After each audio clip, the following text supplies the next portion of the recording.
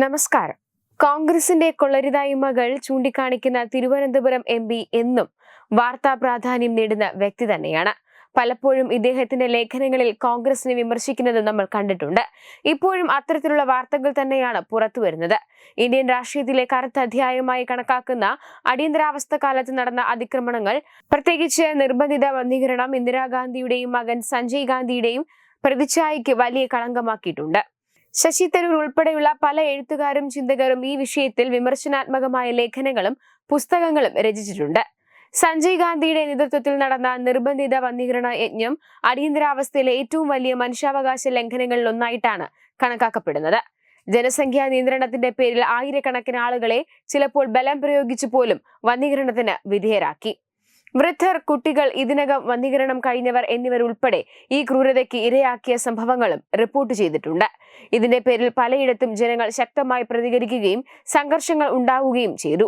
ശശി തരൂർ തന്റെ എഴുത്തുകളിലൂടെയും പ്രഭാഷണങ്ങളിലൂടെയും അടിയന്തരാവസ്ഥയുടെ ഈ ഇരുണ്ട വശങ്ങളെക്കുറിച്ച് വിമർശനാത്മകമായി രചിച്ചിട്ടുണ്ട്. ഇതിപ്പോൾ കോൺഗ്രസിനെ തന്നെ വെട്ടിലാക്കിയിരിക്കുകയാണ്.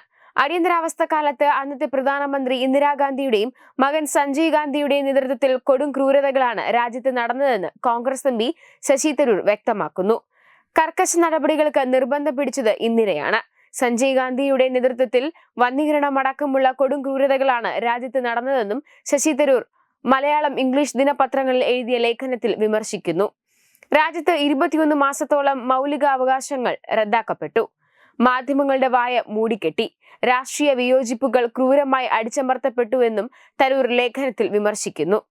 ഗ്രാമീണ മേഖലകളിൽ സ്വച്ഛപരമായ ലക്ഷ്യങ്ങൾ നേടുന്നതിന് ബലപ്രയോഗവും ആക്രമണവും സഞ്ജയ് ഉപയോഗിച്ചു. കോൺഗ്രസ് പിന്നീട് അടിയന്തരാവസ്ഥയെ ഗൗരവം കുറച്ചു കണ്ടു.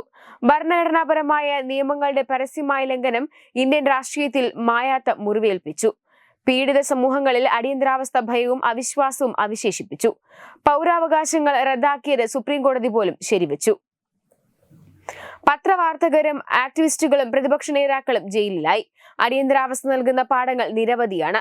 മാധ്യമങ്ങൾ ആക്രമിക്കപ്പെടുമ്പോൾ പൊതുജനത്തിൽ ആവശ്യമായ വിവരങ്ങൾ ലഭിക്കാതെ വരുന്നു.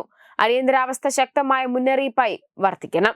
ജനാധിപത്യ മൂല്യങ്ങളുടെ സൂക്ഷ്മമായ ബലക്ഷയത്തെക്കുറിച്ച് നമ്മൾ വേണ്ടത്ര ശ്രദ്ധാലുക്കളാകണമെന്ന് ആവശ്യപ്പെട്ടുകൊണ്ടാണ് ലേഖനം അവസാനിക്കുന്നത്.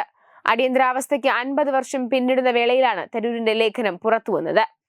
കോൺഗ്രസ് നേതൃത്വവുമായി ഇടഞ്ഞു നിൽക്കുന്നതിനിടെയാണ് തരൂർ പുതിയ ലേഖനവുമായി രംഗത്ത് വന്നത് എന്നത് ശ്രദ്ധേയമാണ്. വെബ് ഡെസ്ക് തത്വമൈ ന്യൂസ്. രാവുമായണം രാമനെ അറിയണം. സ്കൂൾ കുട്ടികൾക്കായുള്ള രാമായണം പ്രശ്നോത്തരി ജൂലൈ 20 ഞായറാഴ്ച രാവിലെ 9 മണിക്ക്. സ്ഥലം കൃഷ്ണപിള്ള മെമ്മോറിയൽ ഓഡിറ്റോറിയം, നന്ദാവനം, തിരുവനന്തപുരം. രാമായണ മാസാചരണത്തോടനുബന്ധിച്ച് തത്വമൈ TV സ്കൂൾ കുട്ടികൾക്കായി ഒരു രാമായണം പ്രശ്നോത്തരി സംഘടിപ്പിക്കുന്നു. ഈ വരുന്ന ജൂലൈ മാസം 20 ഞായറാഴ്ച തിരുവനന്തപുരം നന്ദാവനം കൃഷ്ണപിള്ള മെമ്മോറിയൽ ഓഡിറ്റോറിയത്തിൽ വെച്ചാണ് ഈ പ്രശ്നോത്തരി പരിപാടി സംഘടിപ്പിക്കുന്നത്. 10 വയസ്സിനും 15 വയസ്സിനും ഇടയിലുള്ള കുട്ടികൾക്കാണ് പ്രശ്നോത്തരിയിൽ പങ്കെടുക്കാൻ കഴിയുക.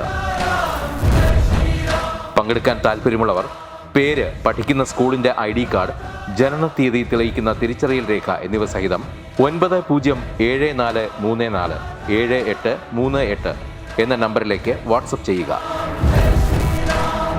ഒരു കുട്ടിക്ക് 100 രൂപയാണ് രജിസ്ട്രേഷൻ ഫീസ്. പ്രവേശനം ആദ്യം രജിസ്റ്റർ ചെയ്യുന്ന 54 കുട്ടികൾക്ക് മാത്രം. വിജയികൾക്ക് ആകർഷകമായ സമ്മാനങ്ങൾ.